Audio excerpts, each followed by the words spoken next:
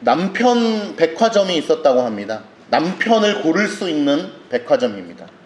혹은 남성분들은 부인 백화점이라고 한번 상상을 해보셔도 좋을 것 같아요. 남편을 고를 수 있는 백화점. 말이 안 되는 거지만 한번 예를 들어보는 것이죠. 백화점을 1층부터 이렇게 쭉 돌아볼 수 있는데 그 백화점의 법칙은 한 번 돌고 지나가면 뒤로 올 수 없다는 것입니다. 1층을 돌고 2층을 가면 1층에 좋은 게 있었지. 그러면서 다시 내려올 수 없다는 거예요. 1층에서 남편감을 고르기 시작했답니다. 1층에서 아주 좋은 남편을 보게 되었는데 경제력이 충분했다는 거예요. 연봉이 얼마 정도면 경제력이 충분한 건지는 잘 모르겠어요. 사람마다 기준이 다르겠죠. 경제력이 충분했다는 것입니다. 야, 정말 너무 좋다. 이 사회를 살아가는 데 있어서 돈만큼 중요한 것이 어디 있는가? 이렇게 생각했다는 거예요. 그러면은 2층에는 누가 있는지 한번 가보자. 그래서 2층에를 에스컬레이터를 타고 올라갔다는 것입니다. 2층에 올라가니까 경제력도 풍부할 뿐만 아니라 자상함까지 갖춘 남편감들이 있다는 거예요. 경제력도 하나만 해도 대단한 것인데 자상한 성격까지 갖췄으니 더할 나위가 없다. 이렇게 생각했던 것입니다. 그리고 나서 무슨 생각을 했을까요? 3층에는 누가 있길래 벌써 2층부터 이렇게 완벽한가? 3층에 올라갔더니 경제력도 있고 자상함도 있는 데다가 아이들까지 잘 돌보는 섬세함이 있는 사람들이 있다는 거예요. 야, 정말 대단하다. 어떻게 경제력도 있고 그 다음 뭐라 그랬죠? 자상함도 있는데 아이들까지 잘 돌보는 섬세함이 있을 수 있을까? 그러면 대번에 바로 이제 기대를 하게 되겠죠. 4층에는 어떤 남편감들이 있을까? 경제력도 4층에 올라가 보니까 경제력도 있고 자상함도 있고 아이들까지 섬세하게 잘 돌보는데 로맨틱하기까지 하다는 거예요. 연예인 하면 딱 누가 생각이 납니까? 연예인 하면 그래요. 저는 최수종이 생각이 났는데 로맨티스트 하니까 최수종이 생각났어요. 어떤 경제력보다도 그 로맨티스트를 하니까 저는 딱 최수종이 생각났는데 그런 로맨틱한 거는 정말 어려운 것 같아요. 경제력보다 저는 더 어려운 거라고 생각을 하는데 여기까지 봤어요. 이제 어떤 생각이 듭니까? 이제 5층에 올라가 보자. 이 백화점은 5층까지 있으니까 5층에 가야 되겠다라고 생각을 한 거예요. 5층에 올라가니까 에스컬레이터를 딱 타고 올라가서 도착하는 순간 팻말이 붙어 있었습니다. 만족을 모르는 당신, 나가실 문은 오른쪽입니다. 이제 다시 되돌아갈 수 없습니다. 나가실 문은 오른쪽이라는 거예요. 왜 이런 예를 들어드렸냐면요. 질문 하나 드려볼게요. 지구상에 존재하는 교회 중에 문제가 없는 교회가 있을까요? 없어요. 그러면 조금 더 어려운 질문 드려볼게요. 문제가 좀 적은 교회는 있을까요? 문제가 좀 많은 교회가 있고 문제가 좀 조금 있는 교회가 있을까요? 그거는 아마 우리가 각자 생각해 봐야 될 것 같아요. 문제는 문제가 없는 교회는 이 땅 가운데 없다. 어떤 교회를 간다고 할지라도 어떤 공동체를 가게 된다고 할지라도 문제가 없는 교회는 없다.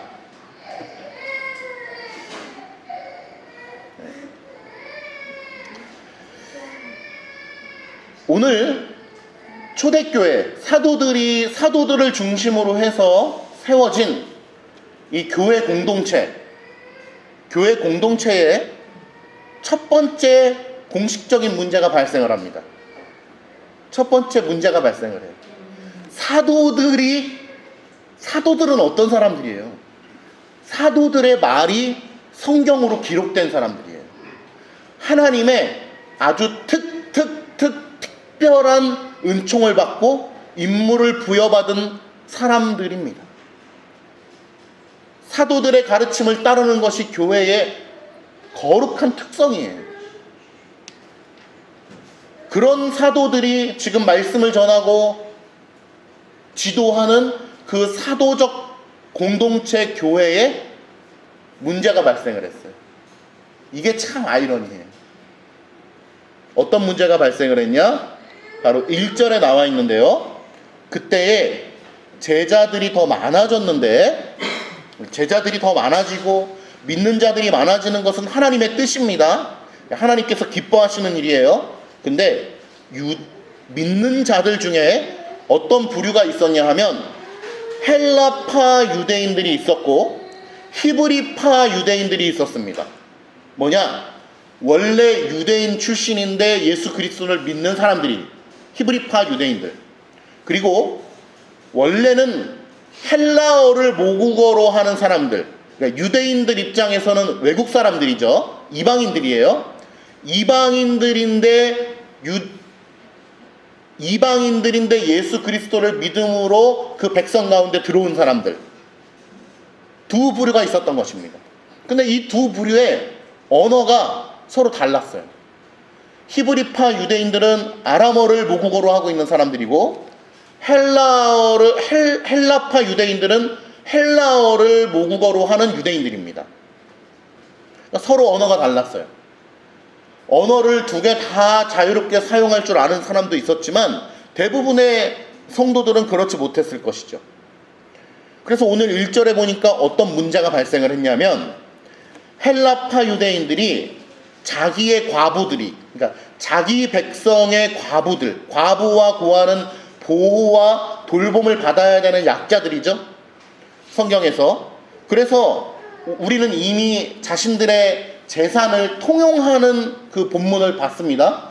통용한다라고 하는 것은 모든 사람들이 헌금을 했고 그 헌금을 사도들의 지도 아래 불쌍하고 어려운 이웃들을 위해서 도와주고 구제하는 일에 힘썼다라는 것을 의미한다고 말씀을 드렸습니다.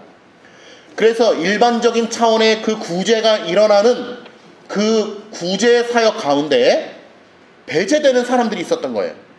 배제되는 사람들이 누구였냐면 바로 헬라파 출신의 믿는 사람들이었던 거예요.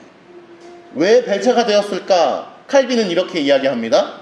아무래도 사도들이 히브리파 유대인들이다 보니까 대화가 더 잘 통하고 히브리파 유대인들의 과부들을 더 많이 알았을 것이다. 그러므로 배경상, 상황상 어쩔 수 없이 더 히브리파 유대인들과 소통이 잘 됐을 것이고 히브리파 과부들에게 더 그러한 우선순위가 돌아갔을 수 있다라고 하는 현실적 문제점을 칼빈이 인정을 하더라고요.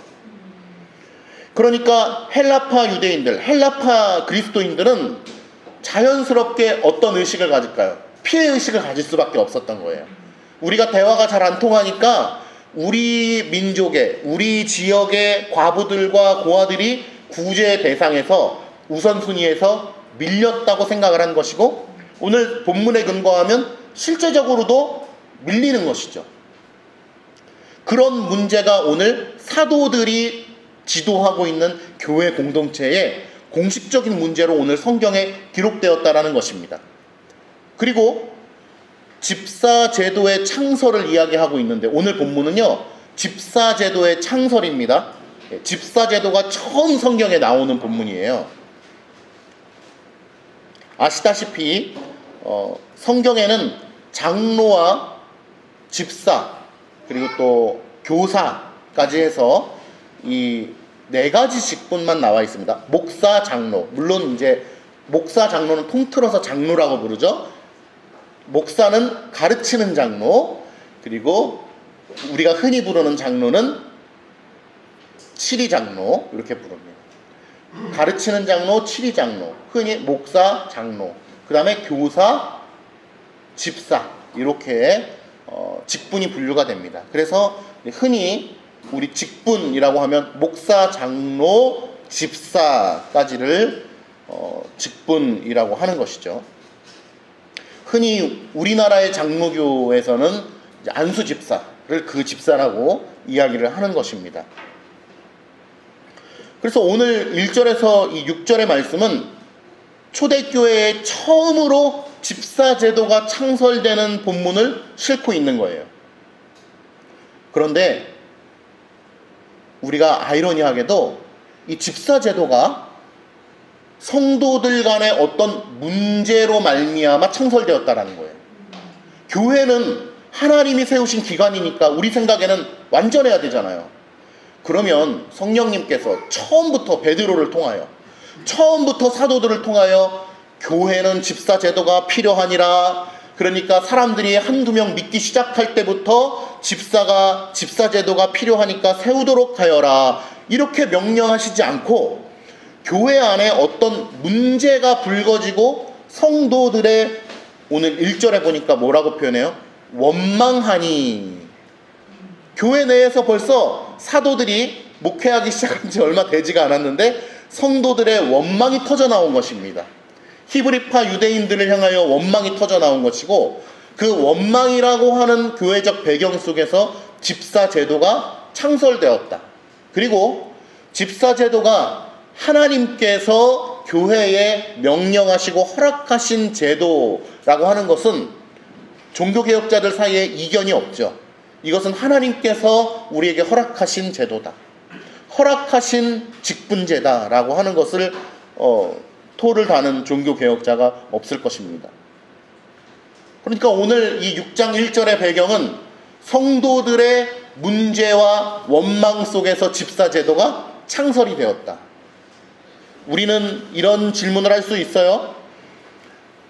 왜 그러면 문제가 일어나고 나서 하나님께서 그러한 일을 허락하셨냐? 문제가 일어나기 전에 그것을 명령하셨으면 얼마나 좋을까라는 생각을 하지만, 우리가 말씀을 통해서 받아들여야 하는 것은 이 집사제도는 매우 훌륭한 것이고 필요한 것인데, 바로 그러한 일이 일어났을 때에 하나님께서 허락하시고 명령하셨다는 것을 받아들이는 것이 필요하다.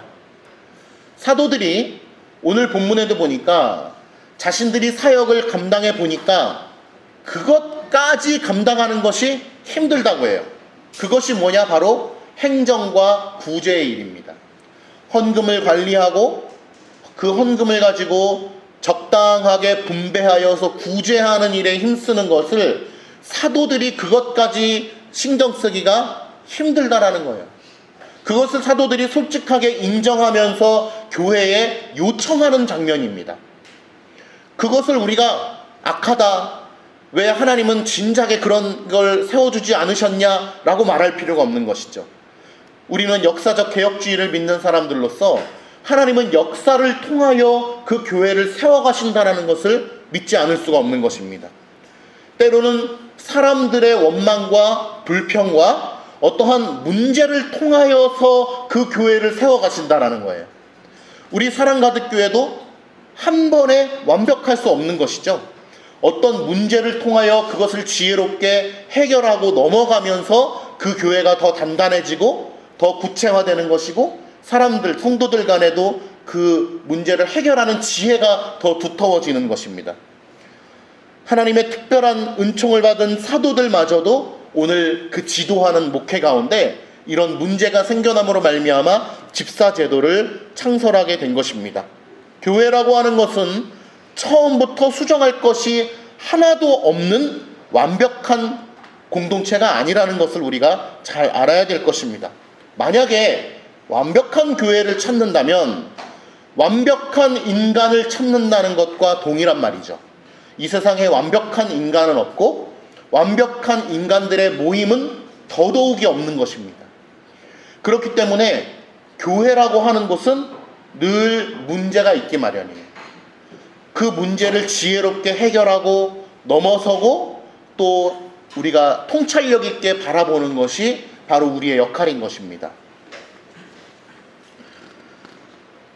그래서 오늘 사도들은 이러한 상황 속에서 이 문제를 잘 해결하고자 방법을 생각해냈는데, 그것은 바로 3절 함께 읽어볼게요. 시작. 형제들아, 너희 가운데서 성령과 지혜가 충만하여 칭찬받는 사람 7을 택하라. 우리가 그 일을 그들에게 맡긴다.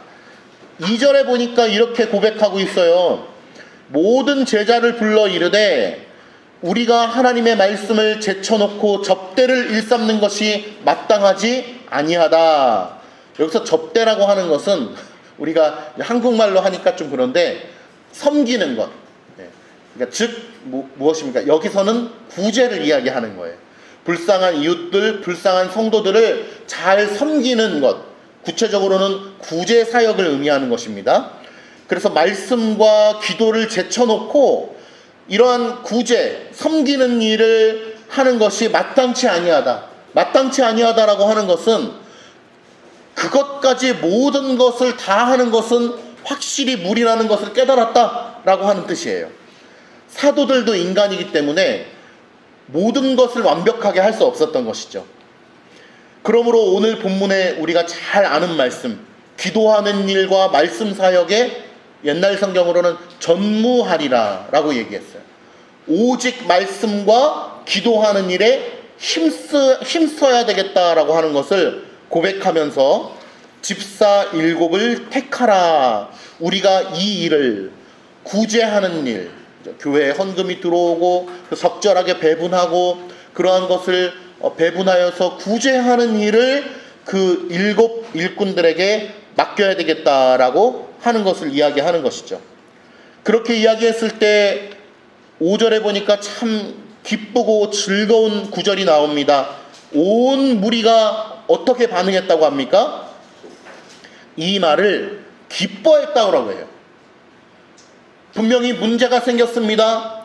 한 교회의 무리들이 다른 한편의 성도들을 향하여 원망했다고 1절에 나왔어요. 불평불만이 터져 나왔다라고 이야기하고 있습니다. 분명히 교회에 문제가 생긴 것입니다. 이런 문제가 교회에 올 때 우리는 이상히 여기지 말기를 바랍니다. 교회에 문제가 생기는 것은 어떤 불평이 생기는 것은 어떤 해결해야 될 문제가 발생하는 것은 자연스러운 것이다. 사람이 거하는 곳이라면 그것은 자연스러운 것이다. 그런데 그것에 대한 대처가 중요한 것이죠.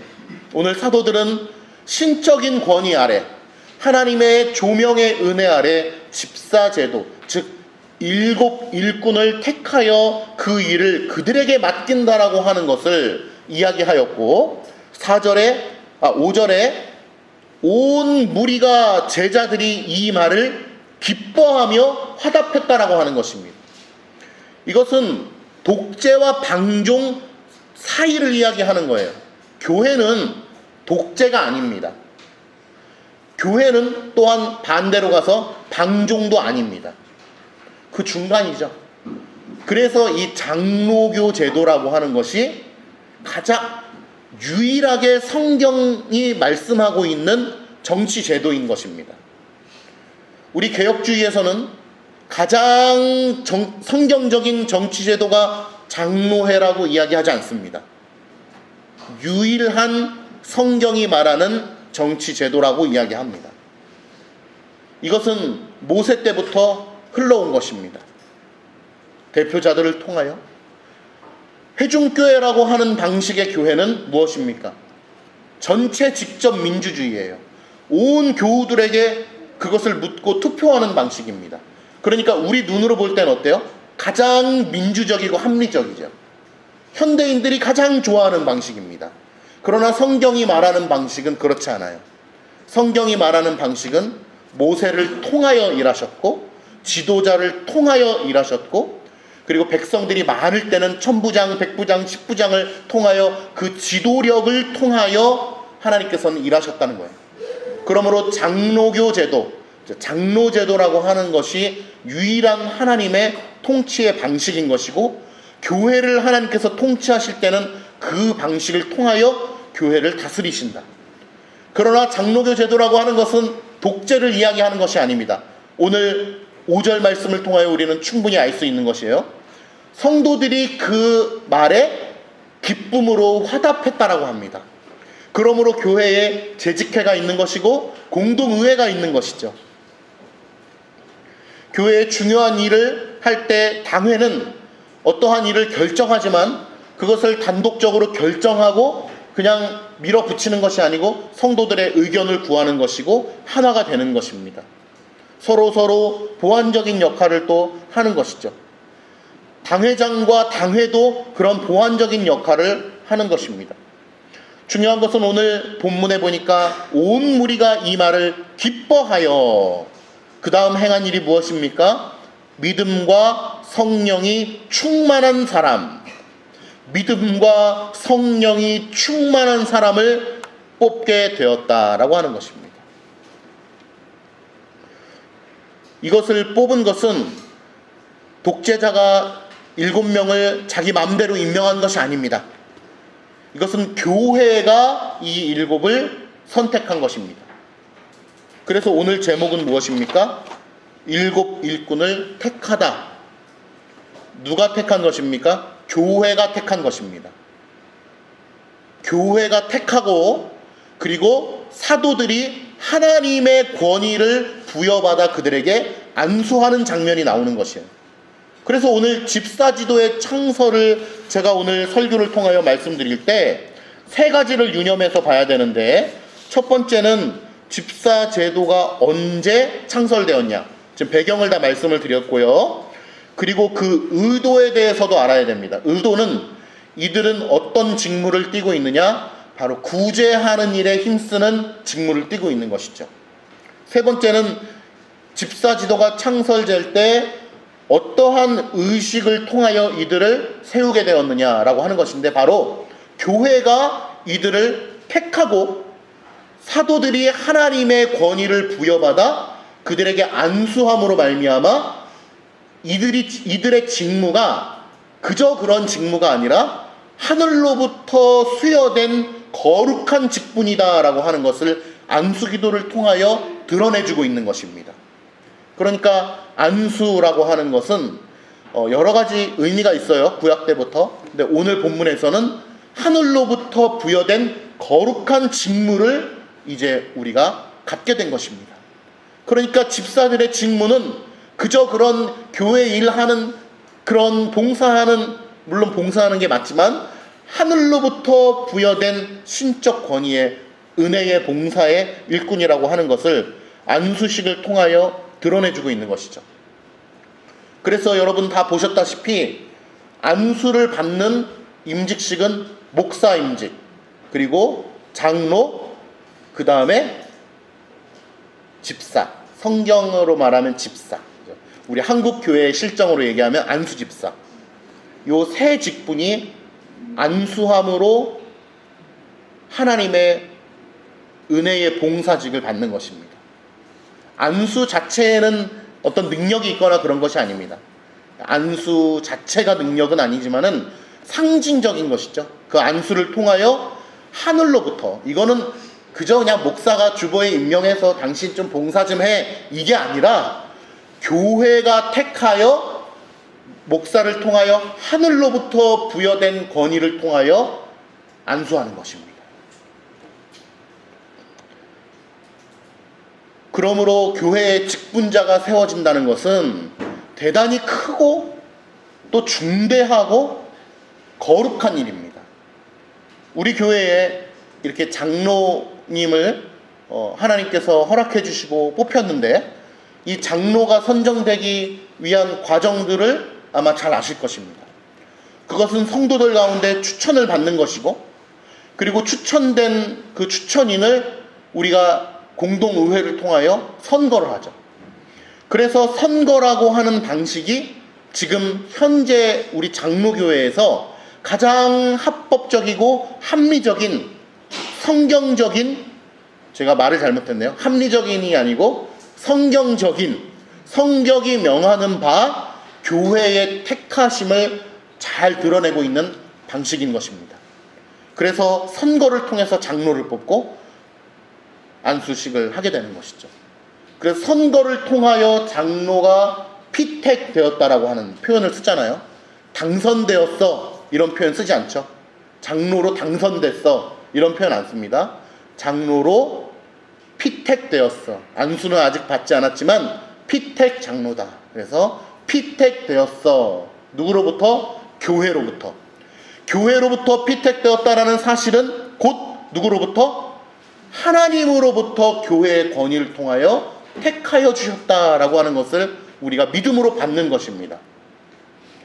그래서 장로로 우리가 피택되어서 안수를 받아 한 교회를 섬긴다고 하는 것은 그저 그런 국회의원 선거처럼 많은 표를 받아서 당선되었다라고 하는 것이 아니고 하늘의 권위를 받아 우리 교회가 주 안에서, 특별히 성찬 회원들이 주 안에서 그러한 표를 행사하여 누가 하나님의 뜻에 합당한 일꾼일 것인가를 기도하며 우리의 마음을 표현하여 일꾼을 세우는 것이죠. 그런데 여러분 생각해 보세요. 일꾼을 세우는데 아무나 그냥 세웠다고 생각해 보세요. 저 사람은 그냥 잘하는 것 같으니까 그냥 세우고, 성경에 근거하지 않고 내 생각대로 투표를 하여 일꾼을 세운다고 생각하면 끔찍한 일이 벌어질 것입니다. 교회에 그저 그런 일꾼들이 세워지면 세워질수록 교회는 굉장히 피폐하게 되는 것이죠. 교회로서의 기능을 잘 하지 못하게 되는 것입니다. 그래서 오늘 본문에서는 성령과 지혜가 충만하여 칭찬받는 사람을 이야기하고 있는 거예요. 그러면서 7 집사가 뽑혔는데 그 유명한 누구예요? 스데반과 빌립과 나머지 5명이 뽑힌 것입니다. 중요한 사람은 앞에 2명이에요. 스데반 집사와 빌립 집사입니다. 스데반은 순교한 것으로 유명하지만 두 번째로 또 유명한 것은 집사임에도 불구하고 사도들보다 설교를 더 길게 한 걸로 유명합니다. 스데반의 설교가 유명하잖아요, 사도행전에. 근데 그 설교가 이제 굉장히 길어요. 복음을 전하는 그 상황이겠죠. 그래서 그걸로 유명한데 나머지 5사람은 우리가 기억되기가 힘듭니다. 왜냐하면 이 본문 외에 다른 어떤 성경에서 이 5명의 집사의 이름이 더 이상 거론되지 않기 때문입니다. 그러나 스데반과 빌립 집사는 성경에서 지속적으로 부각되고 거론됨으로 말미암아 교회를 위하여 쓰임받은 집사로서의 역할을 감당하게 되는 것이죠. 사도들 앞에 세우니 사도들이 기도하고 그들에게 안수하니라. 교회가 택하고 사도들이 안수하여 하늘의 권위로 말미암아 이들에게 주어진 직분이 그저 그런 반장 선거가 아니라, 국회의원 선거가 아니라 하늘로부터 주어진 거룩한 임명이라고 하는 것을 이야기하고 있는 것입니다. 그런 차원에서 우리 안수에 대해서 한번 말씀을 드려보려고 하는데, 다들 아시겠지만 혹시 모르시는 분도 계시니까, 우리는 안수 기도를 그렇게 어떠한 사건이 있을 때마다 하지 않습니다. 안수 기도라고 하는 것은 성경에 우리에게 명하신 적이 없기 때문에 그렇습니다. 많은 교회들은 안수 기도를 좋아합니다. 그래서 목사님 안수 기도 해주세요. 그래서 머리를 막 기미는 양처럼 머리를 기미는. 수련회 같은 데 가면 특히 마지막 날 밤에 안수기도 하는 시간이 있고, 또 많은 교회 송구영신 예배 때 안수기도 하고, 또 부흥회 때 안수기도를 합니다. 그런데 이 안수기도가 현대교회에서 참 문제가 돼요. 가만히 있을 때는 괜찮은데 안수기도만 하면 갑자기 쓰러지거나, 안수기도만 하면은 방언이 터지거나, 안수기도만 하면 무슨 일이 일어나는 거예요. 안수 자체는 어떤 효력이 있는 것이 아닌데 사람들은 그러한 어떤 신비적인 요소에 넘어가기를 기뻐한다는 것이죠. 그래서 우리 개혁교회는 안수 기도를 하지 않습니다. 물론 병자를 향하여 손을 얹고 기도할 수 있습니다. 저도 그렇게 기도합니다. 그런데 안수 기도에 이 어두운 면이 많아요. 뭐냐 하면 안수기도를 한번 하기 시작하면 안수기도가 아닌 기도는 능력이 없게 느껴지는 것이죠. 100%입니다. 이거는 인간의 본성상 100%예요. 터치가 되지 않으면은 뭔가 능력이 나오지 않는 것 같은 느낌이 드는 것이죠. 안수기도로 만족하지 않습니다. 더 센 거를 원하는 것이죠. 목사님, 안수 기도보다 더 센 것 없나요? 그러면서 한국교회에 등장한 기도가 있는데 그게 뭔지 아시죠? 안찰 기도라고 있습니다. 예. 막 때리면서 하는 것이죠. 예. 그냥 손을 얹고 있는 것 가지고 만족이 안 되는 거예요. 때리면서 하는 것이죠. 그러니까 별 희한한 것들이 많이 생겨나게 되는데, 결론적으로 말씀드리면 임직식, 목사 임직, 장로 임직, 집사 임직식 외에 안수기도를 하지 않습니다.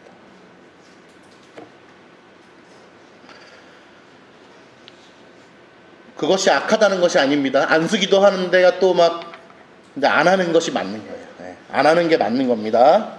안 합니다, 우리는. 예, 오늘 이렇게 본문을 통해서 집사 제도가 생겨나고 있는 본문을 우리가 보고 있는 것입니다. 몇 가지를 조금 더 살펴보도록 하겠습니다. 4절에 보니까 우리는 오로지 기도하는 일과 말씀 사역에 힘쓰리니 라고 하는 고백이 나옵니다. 참 위대한 고백이죠. 사도들이 말씀과 기도에 전무하겠다라고 하는 것입니다. 이것을 통하여 우리가 오해하지 말아야 될 것은, 교회가 구제하는 일은 하나님께서 우리에게 맡겨주신 위대한 사명입니다. 구제하는 일이 기도하는 일, 말씀 전하는 일에 비해서 중요하지 않다, 혹은 하나님께서 맡겨주신 사명이 아니다 라고 하는 방식으로 이해해서는 안 됩니다. 집사들이 맡은 오늘 구제의 사역도 하나님께서 명령하신 것이고 교회가 반드시 감당해야 되는 거룩한 사명이에요. 그러니까 오늘 사도들이 기도와 말씀에 전무하겠다라고 하는 것은, 조금 인간적으로 표현해보면 우리도 인간인데 그것까지 모든 것을 다 하기에는 못하겠어. 우리가 맡은 역할은 기도와 말씀이니 그것에 전무하도록 할게 하나님께서 교회를 통하여 세워주신 집사 직분의 우리 거룩한 직분자들이 그 일을 감당해주면 더욱 좋을 것 같습니다 라고 이야기를 하는 것이에요. 그러니까 구제 사역이 기도와 말씀 외에 다른 건 다 중요하지 않아 라고 말하는 것이 아닙니다. 두 번째는 하나님의 예정과 작정, 그분의 섭리를 깊게 인정하고 믿고 나아간다고 할지라도 기도하지 않는다면 그것은 하나님의 바르신 교훈을 우리가 온전히 받는 것이 아니다라고 하는 것입니다. 이것은 첫 번째, 말씀을 전하는 저와 같은 목사들에게 주는 교훈입니다. 저와 같은 목사들이 때로는, 저 역시도 포함이죠, 말씀 준비를 오랫동안 정말 뼈를 갈아 넣어서 해놓고 만족하는 경우가 있어요. 그런데 오늘 이 본문 말씀은 아무리 말씀을 준비하느라고 목회자가 뼈를 갈아 넣었다고 할지라도 그것에 만족해서는 안 된다라는 가르침을 주고 있는 것입니다. 무엇이 필요하다? 기도가 필요하다는 것입니다. 기도라고 하는 것은 좀 더 직접적으로 표현하면 하나님의 은혜를 구하는 것입니다. 말씀을 아무리 완벽하게 신학적으로 준비했다 할지라도 하나님의 도우심이 아니고는 이거는 돌멩이가 말하는 것과 같은 효과를 볼 수밖에 없는 것이죠. 그러므로 첫 번째, 목회자들이여, 말씀을 준비한다고 해서 12시간, 이틀, 3일 준비했다고 해서 다 된 것이 아니다. 하나님의 은혜를 구하는 기도로 나아가지 않는다면 너의 말씀은 돌멩이와 같은 것이 될 것이다 라고 하는 교훈을 주고 있는 것입니다. 두 번째로는 우리 모두에게 주는 교훈입니다. 우리 모두도 하나님의 작정과 섭리, 예정과 그 놀라우신 하나님의 은혜를 우리가 믿고 인정한다 할지라도 하나님의 도우심을 구하는 기도를 하지 않는다면 그것은 하나님의 교훈을 반쪽만 받는 성도가 된다는 것입니다. 그러므로 사랑하는 우리 교우 여러분, 기도하시기를 바랍니다. 하나님의 뜻을 구하며 기도하시기를 바랍니다. 하나님은 기도하지 않는 자를 견책하시지 열심히 기도하는 자를 견책하시지 않는다는 사실을 우리가 알아야 됩니다. 특별히 우리 교회가 이렇게 이전하여서 새로운 터전에서 이렇게 시작하게 되었습니다. 저는 우리에게 필요한 것이 무엇일까라는 것을 저도 이제 어제 이 동네를 걸어 다니면서 이렇게 한번 살펴보게 되었어요. 걸어 다니면은 많은 생각을 하게 됩니다. 목사는 특히 더 그럴 거라고 저는 보는데, 많은 생각을 하면서 이 동네를 한번 걸어 다녀 봤어요. 이 상인들에게 나는 어떠한 목사로서 복음을 전해야 될까? 어떻게 다가가야 될까? 목사인 것을 처음부터 밝혀야 될까? 아니면 좀 더 신뢰를 쌓은 다음에 밝힐까? 뭐 별 생각을 다 합니다. 내가 목사로서 또 특히 중요한 것 중에 하나가 이 지역에 이 상권을 이용해야 하는 게 되게 중요하다라는 걸 좀 많이 깨닫거든요. 그래서 쿠팡 이츠나 배민으로 사 먹을 수 있어도 여기 내려가서 이렇게 사 먹고 이런 것이 또 중요하겠다라는 생각도 하면서 이렇게 삥삥 돌면서 어디에 뭐가 있나 이런 것도 살펴보게 됩니다. 기도하는 것이죠. 여러분, 저는 우리 교회가 신학적 바른 세계관, 신학적 지식, 바른 신앙 너무 중요하지만 그곳에 기도가 빠진다면 정말 바닷물에 소금이 빠진 것과 같지 않겠는가, 그런 생각이 듭니다. 그래서 우리 교회가 정말 이렇게 새로운 터전에서 하나님께서 시작하게 해주셨는데 기도해야 되겠다. 여러분, 기도하시기를 주님의 이름으로 축원합니다. 개인의 문제, 개인의 필요를 놓고도 열심히 기도하시기를 바랍니다. 예. 개인의 필요를 열심히 구하지 않는 것은 게으른 것입니다, 여러분. 하늘의 것을 구해야죠. 하나님의 나라와 하나님의 뜻을 구해야죠. 어떻게 사사로이 내 개인의 것을 구합니까? 아니요. 구하지 않는 것이 게으른 것이에요. 물론 하나님의 나라와 하나님의 의를 먼저 구하는 것이 합당한 것이지만, 그러한 핑계로 방종하여서 기도하지 않는 것을 하나님께서 질책하신다는 사실을 알아야 됩니다. 구하고 부지런히 기도해야 되는 것이 우리의 의무이다. 다이어트를 위해서도 기도하시고, 저처럼 건강을 위해서도 기도하시고, 경제적인 부분을 위해서도 기도하시고, 관계를 위해서도 기도하시고, 자녀를 위해서도 기도하시고, 육신의 질병, 마음의 질병을 위해서도 하나님 고침 주시기를 소망하며 기도하시기를 바랍니다. 5절에 나와 있는 7 집사 중에 스데반이 가장 첫 번째에 언급이 돼 있잖아요. 가장 합당한 집사로서 택함을 받았다고 우리는 충분히 생각하는 것이 합당할 것입니다. 그 다음이 빌립 집사고, 나머지 집사들은 언급이 되지 않아요. 그러나 마지막에 언급된 유대교에 입교했던 안디옥 사람 니골라라고 하는 표현이 있는데, 수식어가 길죠? 굉장히 표현이 길게 되어 있습니다.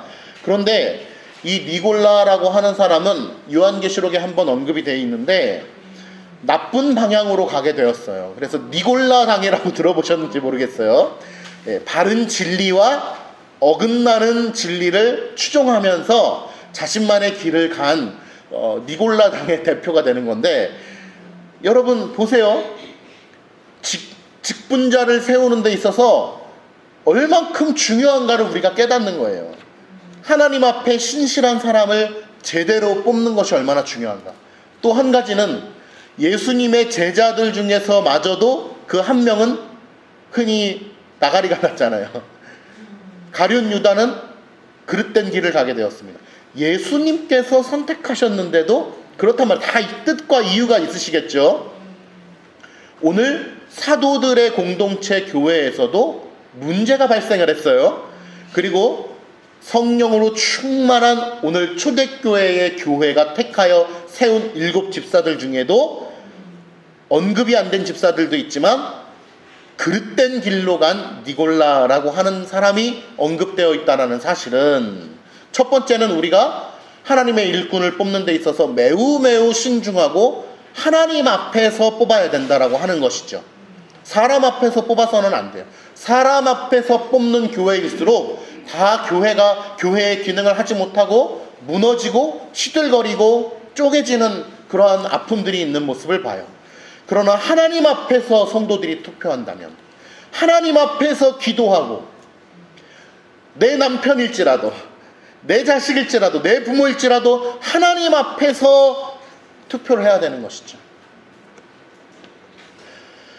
그런데 사람 앞에서 뽑힌다면 니골라와 같은 길을 갈 수밖에 없다라고 하는 것입니다. 교회 지도자가 한 명 잘못 뽑힌다면 걷잡을 수 없는 이 풍파 속에 교회가 휘몰아치게 되는 것이죠.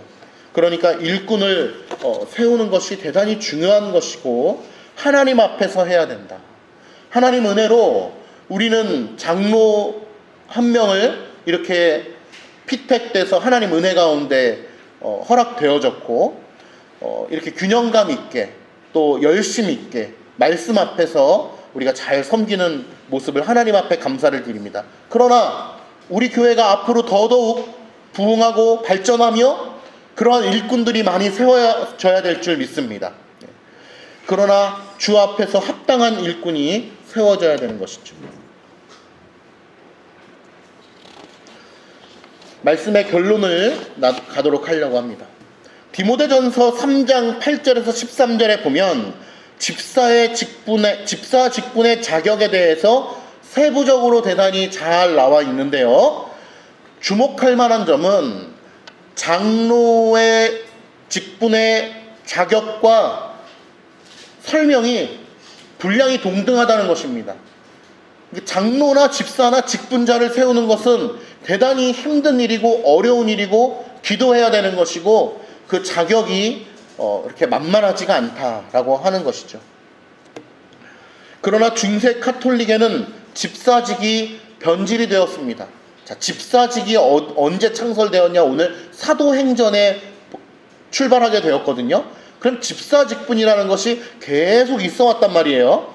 그런데 집사직분이 이제 중세 카톨릭이 되면서 변질되게 되었는데 어떤 변질이 일어나게 되었냐? 바로 우리나라 사람도 특히 그렇지만 감투를 좋아하잖아요.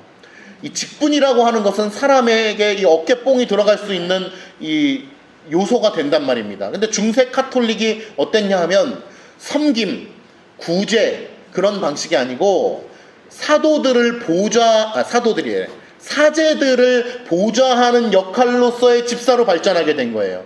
그러니까 좀 쉽게 얘기하면 사제 밑에 집사 이렇게 된 것입니다. 그리고 그 밑에 누구? 우리가 쓰면 안 되는 말인데 많이 쓰는 말, 평신도. 사제 밑에 집사, 집사 밑에 평신도라고 해서 평신도라고 하는 말이 그렇게 우리나라에 퍼지게 된 거잖아요. 근데 우리는 평신도라는 말을 쓰면 안 되죠. 네. 로마 카톨릭이 쓰고 있는 아주 중요한 단어란 말이에요. 사제와 성도를 계급을 나누는 단어죠. 근데 우리는 평신도라는 말을 한국교회가 많이 쓰고 있지만 개혁교회는 그런 말을 쓰지 않습니다. 쓰는 것이 옳지 않기 때문에 그래요. 나는 평신도니까. 우리 평신도 여러분들은 이런 말은 쓰지 않아야 되는 것입니다. 그러나 중세 카톨릭에서는 집사 직분을 그래서 어떠한 존재로 만들어 버렸냐면 바로 이 성찬을 시중드는 그러한 존재로 변질되게 되었습니다. 그래서 종교개혁 시에 종교개혁 중에 개혁이 된 것 중에 하나가 바로 뭐죠? 직분제도죠. 직분제도 중에 집사제도가 개혁이 된 것입니다. 그리고 성가대가 없어졌죠. 폐지가 되었죠. 종교개혁 때. 그래서 성가대가 없는 교회가 없지만 성가대가 생겨나서 발전하면 발전할수록 그것은 중세 카톨릭으로 계속해서 회귀하고 있는 것입니다. 그래서 개혁신학을 따르는 교회는 성가대가 없습니다. 심지어는 이 근처에 있는 열린교회는 굉장히 큰 교회잖아요. 5,000명이 넘어요, 교회가. 근데 성가대가 없어요. 그 문제에 대해서만큼은 명확하게 알고 있는 거죠. 성가대가 없습니다. 직분제도, 집사직도 이제 종교개혁을 통해서 우리가 다시 한번 성경적으로 가게 된 것인데 칼빈은 이렇게 이야기합니다. 집사는 하나님께 드려진 거룩한 제물을 다루는 하나님이 세우신 직분자이기에 그들의 직무는 거룩한 것이고 그들은 기독교가 감당할 사역의 중요한 부분을 감당하는 것이다. 구제사역은, 칼빈의 말이에요. 구제사역은 말씀 사역에 비하면 부차적이지만 이는 설교와 똑같이 거룩한 사역이다 라고 이야기합니다. 그러한 차원에서 사도행전 6장을 칼빈도 이해하고 있다는 것입니다. 집사의 자격을 한번 우리가 언급하고 마치도록 하겠습니다. 집사의 자격은 디모데전서 3장 8절에서 13절에 장로의 자격 못지않게 자세하게 다루어지고 있는데요. 첫 번째는 일구이연하는 자여서는 안 된다. 한 입 가지고 두 말하는 자여서는 안 된다. 표리가 부동하고 속과 겉이 다른 사람이 진심으로 어려운 사람들을 동정하고 도울 수 없기 때문입니다. 두 번째는 더러운 것을 탐하지 않아야 한다. 깨끗한 양심을 가져야 한다. 구제의 일은 돈과 밀접하게 관련되므로 재물을 잘 관리할 수 있는 능력을 가져야 하는 것입니다. 여러분, 우리가 헌금할 때 어떻습니까? 정말 손이 떨리지 않습니까? 11조 낼 때 어때요? 우리의 마음이 덜덜덜 떨리잖아요. 왜냐하면 그만큼 정말 나를 드리는 거예요.